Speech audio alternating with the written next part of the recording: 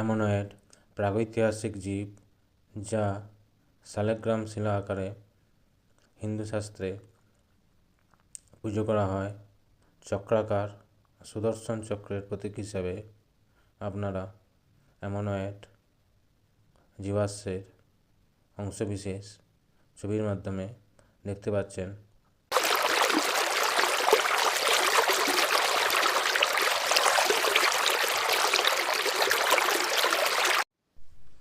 এই অ্যামোনয়েড প্রাগৈতিহাসিক জীব যা শালিগ্রাম শিলা নামে পরিচিত একমাত্র নেপালের গণ্ডকী নদীর পাড়ে প্রস্তরখণ্ডে জীবাশ্ম আকারে পাওয়া যায়, যা আপনারা এই ছবিতে দেখতে পাচ্ছেন।